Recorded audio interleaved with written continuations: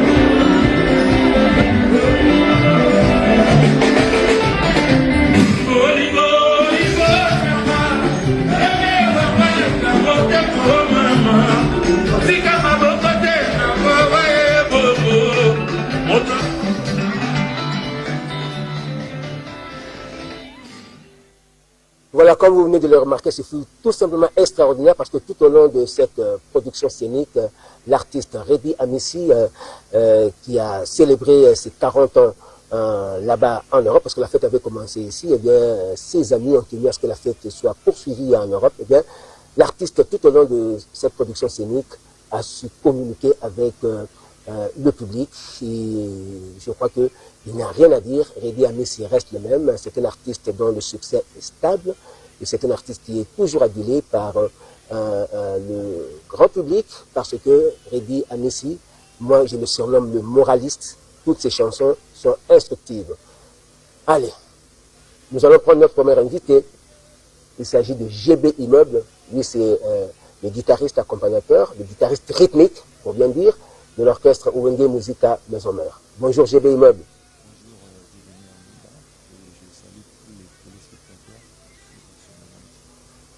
Il faut faire le micro. Hein. Le micro, j'ai fait. C'est bon? C'est bon?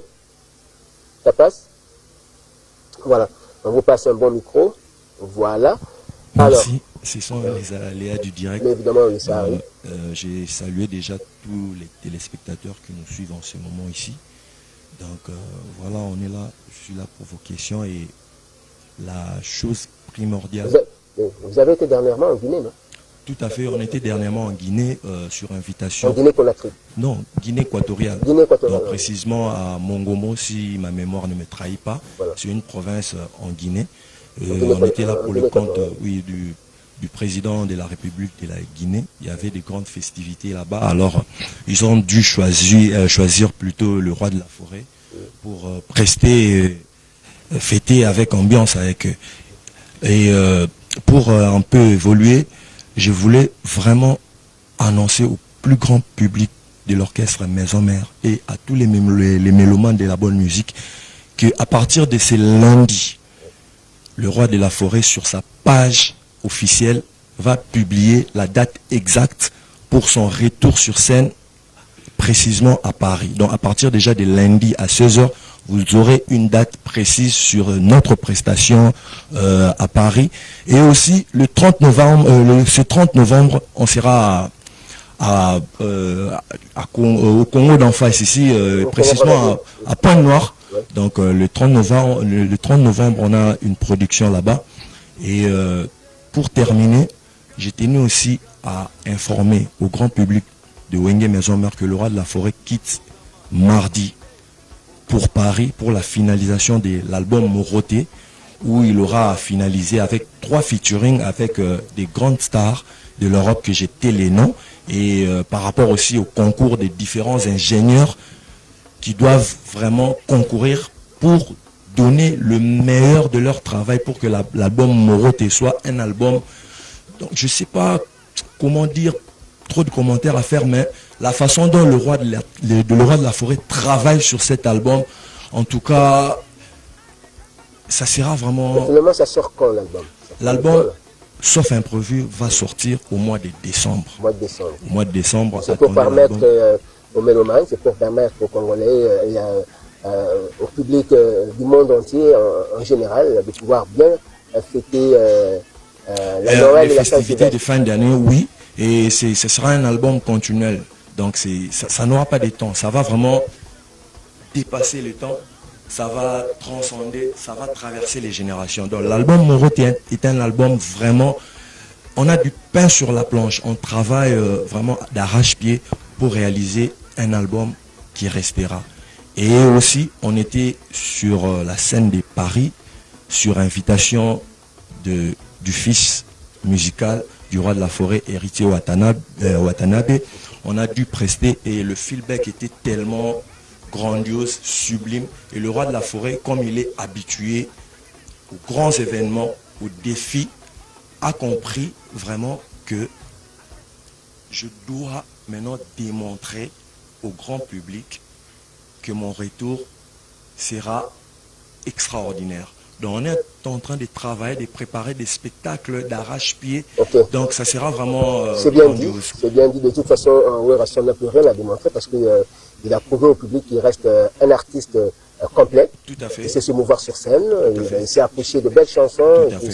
C'est un bon arrangeur musical, Oui. il est aussi un formateur, parce Tout à que nous fait. avons beaucoup de fils de l'orchestre Wenge Musique Des à produits de Maison-Mère, Maison-Mère, tout qui ont à fait. quitté l'orchestre Maison-Mère aujourd'hui, qui ont décidé de voler de leurs propres ailes, Tout à fait. sont aujourd'hui adoptés par le grand public. Nous pouvons citer Ferregola, Ebete Watanabe et Fabregas, Et donc consorts. il n'y a rien à dire là-dessus. Oui, oui.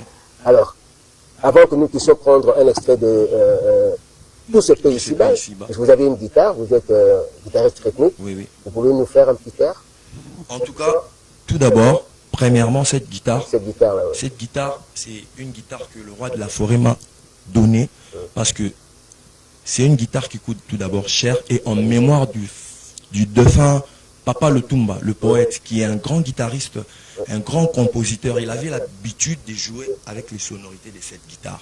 Alors pour l'enregistrement de l'album Moroté, le roi de la forêt a dû l'acheter pour expérimenter les nouvelles sonorités et puis beaucoup plus en mémoire du poète Lutumba Simaro, que son âme repose en paix.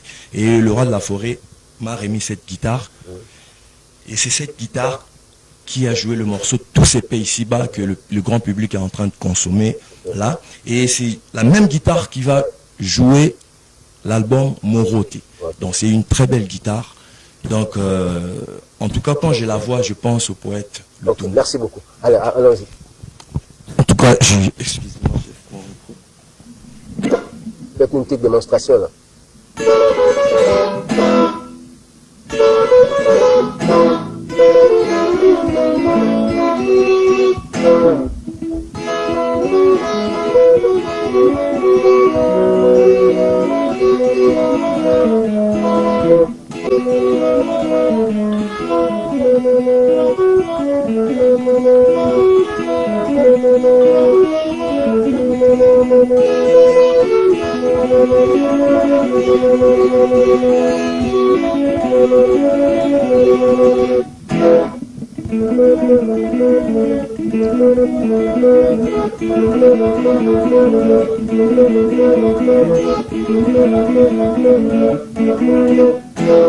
Merci beaucoup, bravo.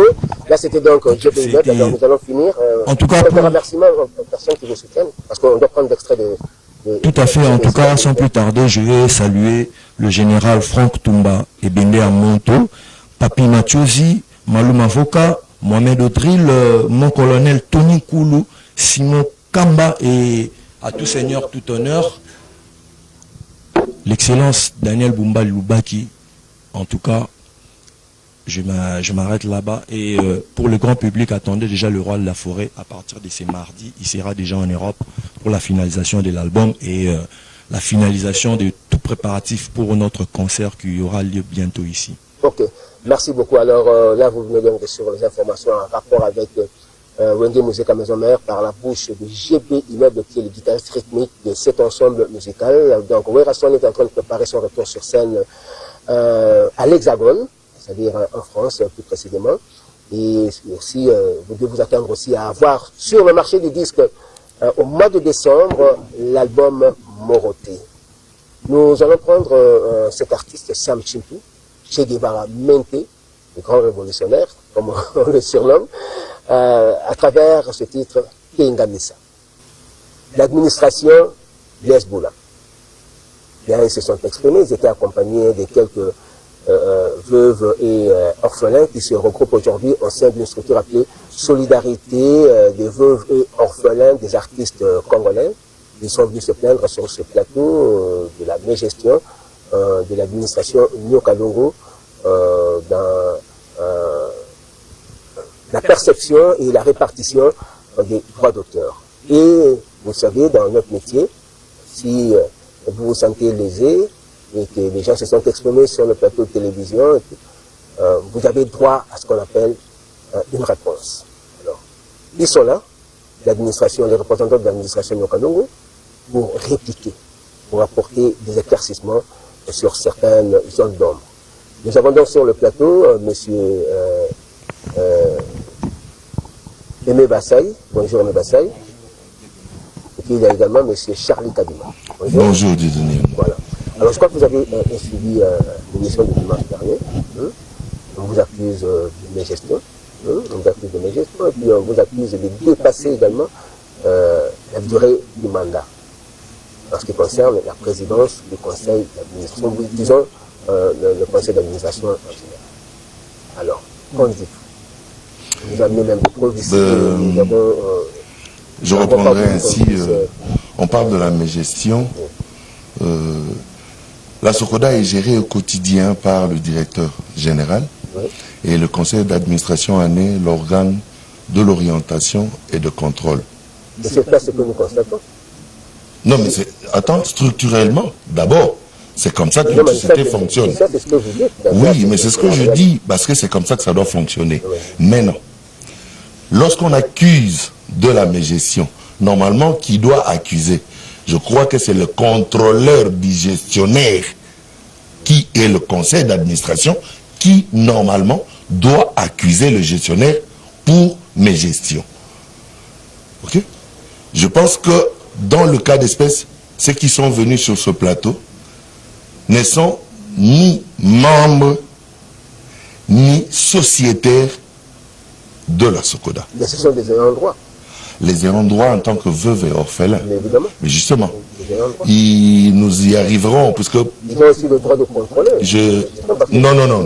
Ils n'ont pas le droit de contrôler, sinon tout le monde viendra. Ne contrôlez pas dans le sens d'entrer, s'il vous plaît. Vous avez posé une question. On est en train d'échanger. Oui, c'est dans cet échange-là. La question... En tant qu'ayant droit, ils attendent quelque chose de la SOCODA, régulièrement. Tout à fait. Vous comprenez? Oui. Alors, ils ont aussi le droit de suivre un peu la gestion. Pas contrôler. Évidemment, c'est contrôler. Suivre, pas contrôler. Parce que l'organe habilité à contrôler, c'est le conseil d'administration et le conseil de surveillance. Ça c'est connu, mais maintenant dans la pratique, c'est autre chose qu'on constate. Bon. On a brandi des preuves de détournement, machin, tout ce que vous avez vu. Tout ça a été inclus dans le dossier pour lequel ils ont été appelés au parquet de Kalamou. Ce dossier se trouve présentement au parquet général de la Gombe, demandé en communication. Qui est accusé? C'est l'aile de Blaise Boula et autres. Voilà.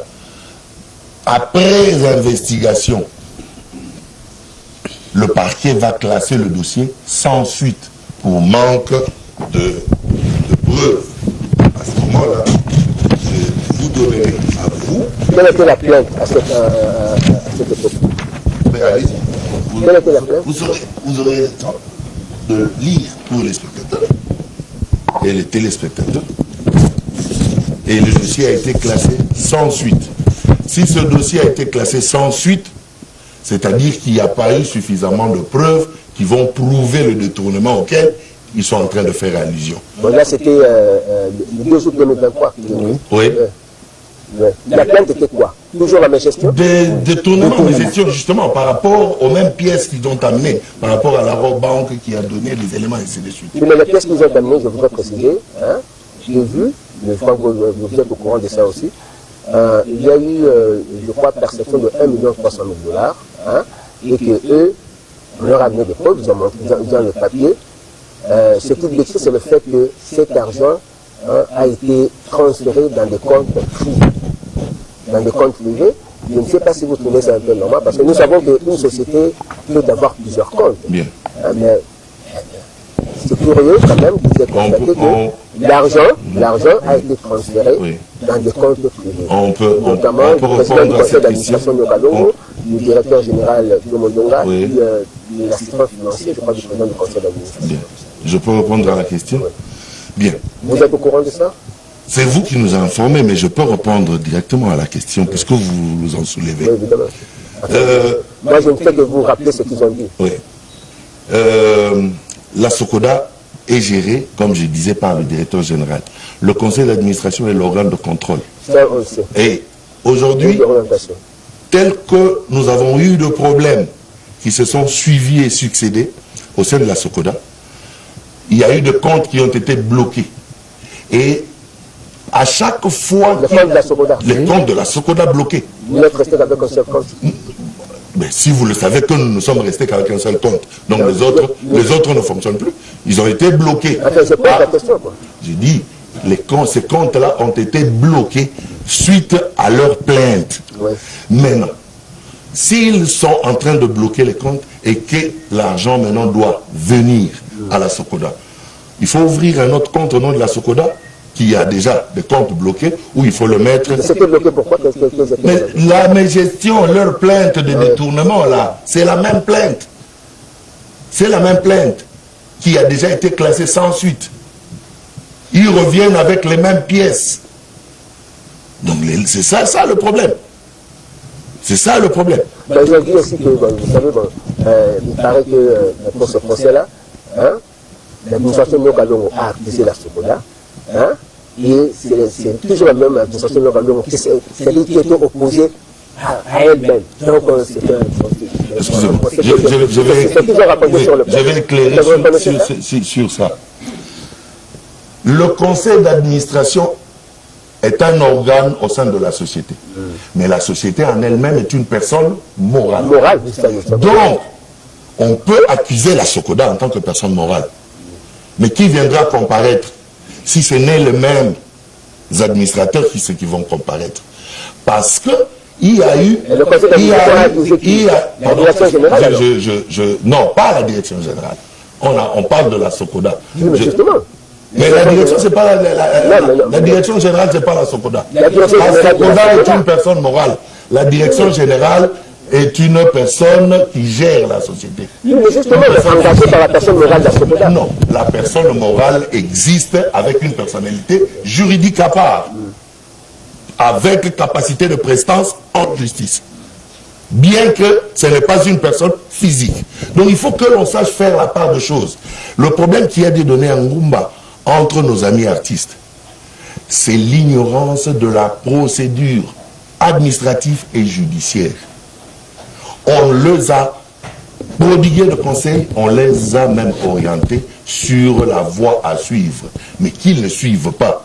Parce qu'aujourd'hui, il y a un problème très sérieux.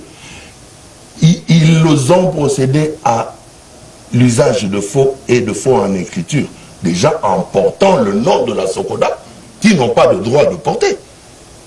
Donc l'administration de l'Esboula. Oui. Ils disent que c'est votre administration qui est parce que vous avez dépassé, selon le texte, vous avez dépassé... Je voudrais répondre. Si vous parlez déjà de... Le nombre de mandats. Le nombre de mandats. Notre dernière assemblée a eu lieu à Thérézénium en 2022. Et c'est lors de cette assemblée que nous avons réécrit sur la durée du mandat du conseil d'administration. Il va maintenant de 4 ans. Attention, s'il vous plaît. Le micro, là, il faut de le micro. Qui va maintenant de 4 ans. De 2000. La durée du mandat, c'est combien? Avant, c'était 3. 3 ans. Ici, maintenant, c'est 4. Maintenant, si nous voulons aller de 2022... Ah non, vous avez modifié le statut alors? Oui, le statut a été modifié lors de l'assemblée de Thérézénium, c'est ce que je suis en train de dire. C'est extraordinaire. 2 assemblées. Okay. Parlez au micro, monsieur. Parlez au micro. Donc, on a révisé le statut. S'il vous plaît, vous allez prendre vos papiers après. Et la durée du mandat a été révisée à 4 ans. De 2022, pour atteindre 4 ans, nous n'irons pas en 2024 pour ça faire le calcul. Et lors de l'Assemblée générale de Thérézénium, il y a eu des élections? Il y a eu des élections, c'est à ce moment-là que ce conseil d'administration est entré. Et Nyokalongo a été élu président. Bien. C'était en 2022. 2021. Septembre. Mais attention, accordez-vous s'il vous plaît. Parce que septembre 2021. 2021. Ouais. Donc ce qui fait que en 2025, au mois de septembre 2025, le premier mandat de Nyokalongo va prendre fin. Le premier mandat? Oui, parce qu'il a été élu en tant que président du conseil d'administration. Il n'a jamais été élu. Depuis que vous êtes là. Et les 2 premiers mandats, il était vice-président du conseil d'administration et il a assumé l'intérim en cas de l'empêchement du président qui était en exercice vers Christian Mongana, que son nom repose en paix. Donc, lui n'a été élu qu'en septembre 2021. Et s'il faut compter 4 ans, nous irons jusqu'en septembre 2025. Donc ils ne peuvent pas parler du dépassement du délai ou de mandat. Vous voulez ajouter quoi? Je voulais ajouter que l'Assemblée générale est souveraine. Oui, ça, nous savons. Générale. Donc en 2021, Oui. la Sokoda est allée en assemblée. Et il y avait 2 assemblées. L'Assemblée générale extraordinaire, Oui. qui porte sur la modification du statut. C'était en quelle année? C'était en 2021, Toujours à quel mois? mois de septembre. Oh. Oui, qui porte sur la modification des statuts. Oui. Et il y a la deuxième assemblée, ça est intervenu une semaine après, ouais, qui portait sur l'élection des membres du conseil d'administration et du conseil de surveillance. Ouais. Donc, Jossar Nyokalongo a été élu président du conseil d'administration pour la première fois, président full. Il n'a jamais été élu président du conseil d'administration. Est-ce que les autres, notre administration avait participé à cette assemblée générale? Bien sûr, il y a quoi qui Maïka Mounane, il y a l'autre. Blaise Boula était là. Blaise Boula était là aussi. Blaise était à l'Assemblée. Blaise Boula a reçu l'invitation. Il a reçu l'invitation, mais il n'a pas répondu. Le quorum était atteint. Vous êtes passé. Oui, exact. Oui. Donc, en septembre 2021. Septembre 2021. Donc il a été élu président du conseil d'administration. Donc les statuts qui nous régissent actuellement donnent 4 ans, une fois renouvelables, aux membres du conseil d'administration. Très bien. Donc le premier mandat prend 5 ans, vous avez dit, oui. En septembre 2025. Oui. Donc bon, je voudrais vous dire une chose. Là, vous venez de fixer l'opinion. Oui, je voudrais vous dire une chose. Le mandat de Nyokalongo est légal. Oui. Tout ce qu'ils sont en train de raconter ici, ils sont allés en justice. Bon, ça, on l'a déjà dit. On a dit. Attends. Vous nous avez appelé pour donner la lumière. Mais Charlie a éclairé, non? C'est dans votre intérêt, c'est pour vous. J'ai dit souffrez que nous vous donnions la lumière. Ouais, parce que la plupart d'artistes ici ne sont pas informés. Ouais. Donc, ils sont allés en justice pour les mêmes problèmes. Mais ils ne peuvent pas venir ici sur un plateau de télévision pour dire il y avait tel mandat, tout ça. Ce sont les mêmes arguments qu'ils avaient avancés au niveau des cours et tribunaux. Okay. Ils sont allés en appel, d'ailleurs, pour ça. Ils ont échoué. Ok, c'est bon. Vous comprenez? Donc, c'est pour vous. Nous avons des documents ici qui ont radié définitivement Blaise Boula de la Sokoda. C'est-à-dire que même quand vous recevez Blaise Boula ici, moi je pense que vous êtes censé, vous êtes mieux informés. Nous vous avons apporté plusieurs fois des jugements. Dieu donné. On est avec vous, on suit les choses. Okay. Vous n'avez jamais parlé de la radiation de Si. Soyez franc. Lors de cette assemblée, vous venez d'apporter cette information. Lors de cette assemblée de 2021, au mois de septembre, Blaise Boula il a perdu sa qualité de sociétaire parce qu'il a créé une société qui devait percevoir des droits d'auteur avec laquelle il a signé des contrats avec le gouvernement de la République. Or, la loi du pays ne donnant l'exercice qu'en monopole à une seule société, il a déjà créé une société concurrentielle. Donc, la loi doit le condamner, mais au sein de la Sokoda, ayant déjà une autre société, il ne pouvait plus être avec nous. C'est comme ça qu'il a été. Ce cas-là n'était pas seulement pour Blaise Boula. Pour Blaise Boula, pour Baloufou, pour avoir créé une société de cinéastes, ainsi de suite. Pour Socrate, Mbaki Socrate, pour Adrisha Tipo, et notamment Vertis Kiamanga National Reposant. Voilà. Merci beaucoup, merci pour les éclaircissements. Donc on vous a suivi. Mais quand il y a des informations comme ça, il faut nous les apporter également pour que nous puissions avoir des éléments à communiquer au public qui suit de près. Je voudrais conclure. Je voudrais un petit mot. Vous savez, quand ils ont remarqué qu'au niveau des cours et tribunaux, notamment au niveau du tribunal de grande instance de la Gombe, ils ont échoué, au niveau de la cour d'appel, parce que nous avons des arrêts qui sont exécutoires pour le moment. Parlez au micro, nous avons des arrêts qui sont exécutoires pour le moment. Qu'est-ce qu'ils ont fait? Comme ils sont malins, il y a M. Agou, le directeur général, il voulait induire le Conseil d'État en erreur. il est allé demander l'interprétation pour que la Cour d'appel et pour que le Conseil d'État puisse confirmer l'Assemblée générale qui les avait élus.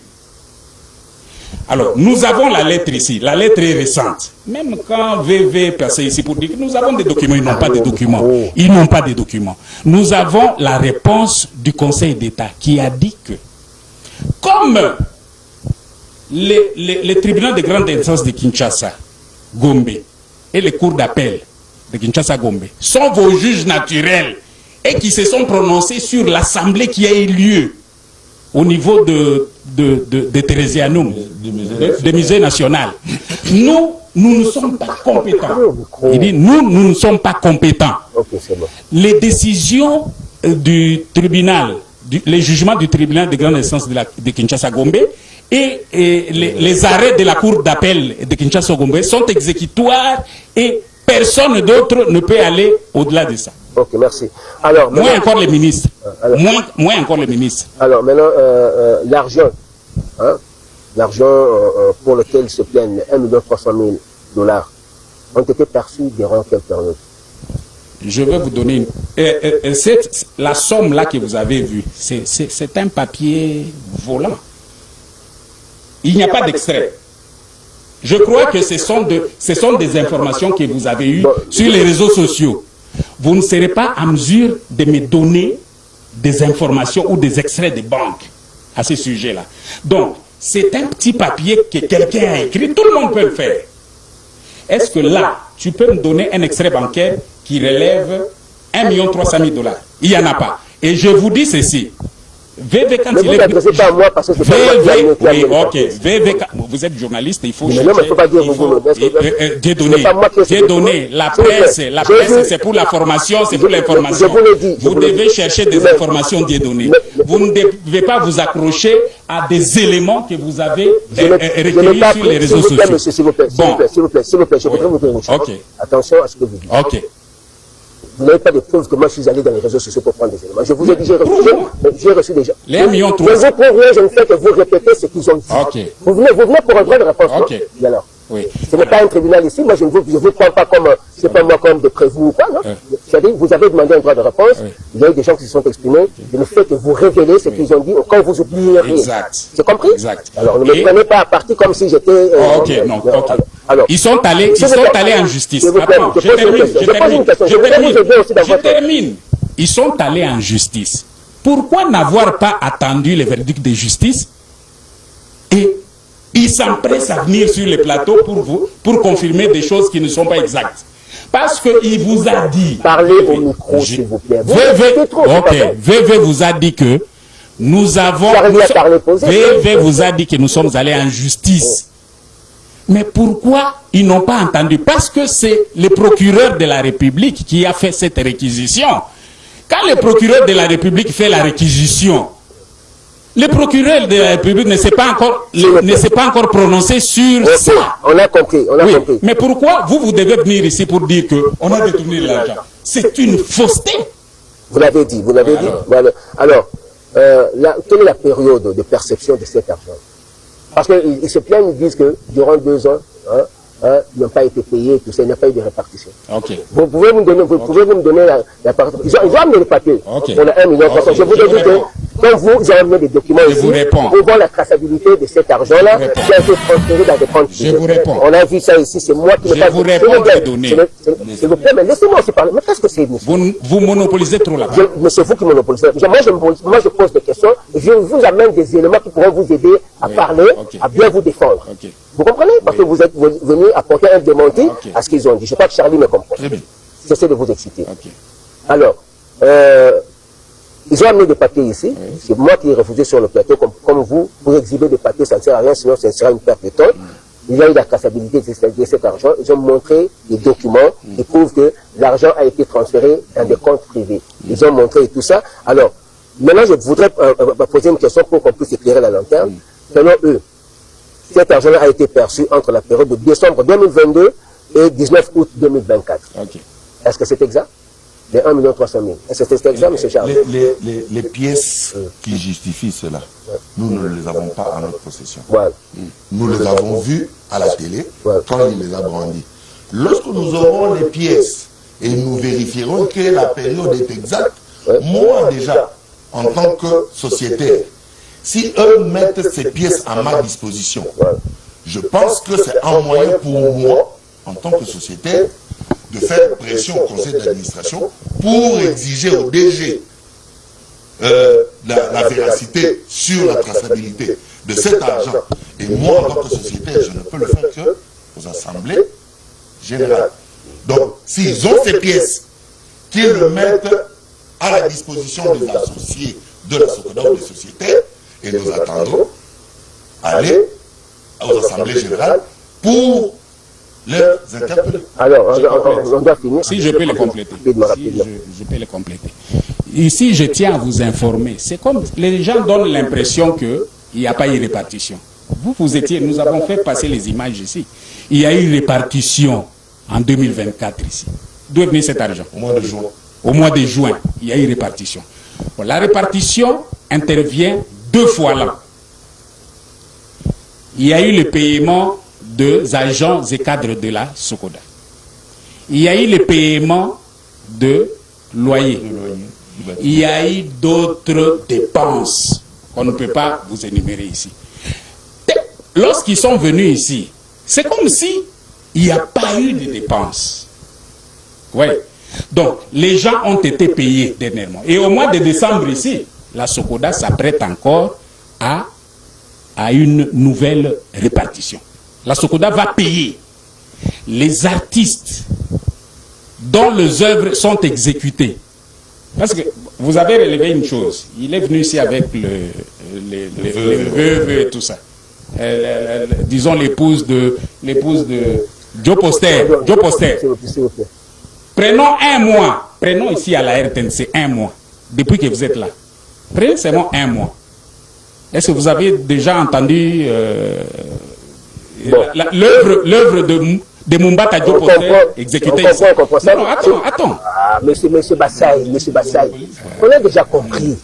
Donc, s'il vous plaît, on a compris. Okay. Ça, c'était l'aspect sur lequel nous devons nous attarder dans des émissions spécialisées. Oui. Parce que ça aussi, le problème de perception et de répartition doivent être bien expliqués au public. Ça aussi, c'est bon. Vous avez relevé, c'est bon. On a compris. Alors, mais parce qu'ils ont fait ça au cours de votre émission. Mais justement, mais répondez quand même à mes questions. Ça va, vous avez répondu que vous avez payé au mois de juin. Et vous vous apprêtez encore à payer au mois de décembre. Exact. Mais c'est tout. Okay. Ah, mais vous avez répliqué à ce qu'ils ont dit, parce qu'ils ont dit qu'il y a un retard de 2 ans, il n'y a jamais eu de paiement. Vous avez répliqué, c'est bon.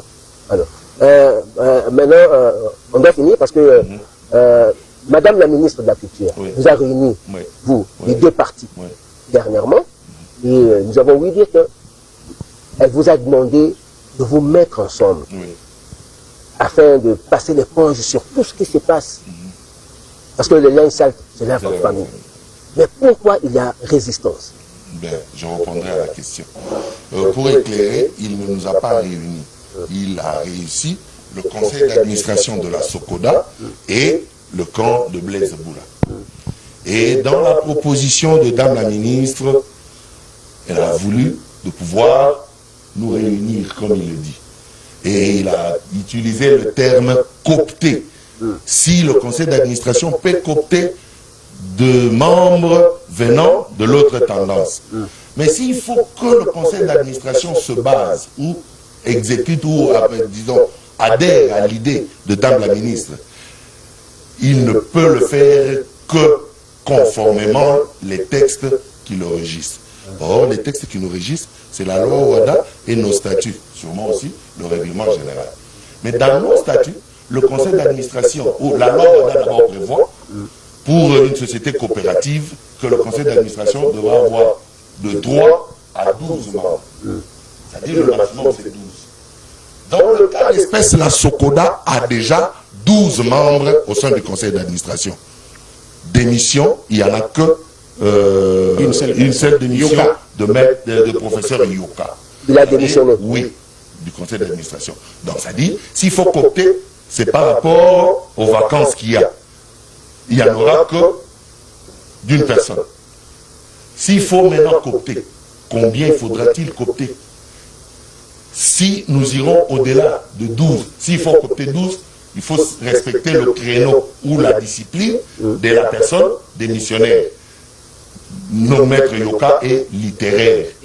L'écrivain littéraire, c'est là. Maintenant, qui n'est pas le créneau de Blaise Boula, ni d'Adisha Tipo Tipo, ni de Maïka Mouna, ni de l'autre. Donc s'il faudra coopter, il faudra trouver un littéraire. Peut-être Bachi, qui pourra, peut-être. Maintenant, s'il faut maintenant voir que la personne qui devait être complétée, devait venir de littéraire, s'il faut aller au-delà, donc nous n'allons plus respecter la loi Ouada, parce que nous serons au-delà de 12, que la loi prévoit. S'il faut le faire, la voie à suivre est simple, c'est celle que j'ai proposée l'autre fois depuis d'autres émissions. Que ceux qui se sentent lésés ou qui savent qu'ils ont perdu qualité, qu'ils écrivent à l'Assemblée générale en tant qu'organe, en réservant copie au conseil d'administration et le président du conseil d'administration, pour que l'Assemblée générale puisse revoir la situation sur leur réhabilitation. Sinon, en passant outre, ils n'auront jamais gain de cause, puisqu'ils ont poursuivi ce voie-là depuis. Ça fait plus de 3 ans. Nous sommes en train de bâtir. Et même les décisions de justice le condamnent. Et tout. Mais comment est-ce que la voie à suivre est tellement simple? Pourquoi est-ce qu'ils sont en train de passer outre? Je me pose la question. Ça va. C'est très bien, c'est très bien dit. Et alors, bon, évidemment, ils sont allés, je crois que c'était le week-end dernier, ils ont amené des mémos. On peut avoir les images en illustration là-bas avec les chemins Benga. Ils ont amené des mémos auprès du ministre d'État, ministre de la Justice. Je crois que vous êtes au courant de ça. Ils sont allés, ils sont allés aussi voir Madame la ministre de la Culture, tout ça. Mais les 2 autorités n'étaient pas là. Ils ont été reçus par le Dirkabal de son Excellence, Monsieur le ministre d'État, ministre de la Justice. Ils ont déposé les mémos. Ils sont allés au ministère de la Culture. C'est Madame la directrice de cabinet. Qui avait à ses côtés le conseiller culturel, son conseiller culturel, qui les ont reçus, le père Kouroy, qui les ont reçus, ils ont déposé des mémos. Je crois que, bon, nous, au niveau de la presse, particulièrement au niveau de la RTNC ici, nous avons entendu le 2 sons de cloche, comme cette affaire-là est portée auprès des autorités compétentes. Nous osons croire que la solution sera trouvée, parce qu'il faut que tout le monde se retrouve, parce que c'est ce que veut l'État congolais. Que les artistes vivent de leurs œuvres, de les répartitions, la gestion, disons la perception, la gestion et les répartitions des droits d'auteur puissent profiter à tout le monde. Il faut que ce soit une gestion efficiente et efficace. Donc, eux, ils ont parlé, vous aussi vous avez parlé. L'incident est court pour nous ici sur le plateau, particulièrement à la RTNC. Nous attendons maintenant la suite. Si l'affaire sera portée à la justice, nous aurons la suite. Voilà. Merci beaucoup. Informez-nous à temps pour certaines choses pour que nous puissions avoir des précisions. Parce que nous, c'est la RTNC, c'est la presse officielle. Nous, on parle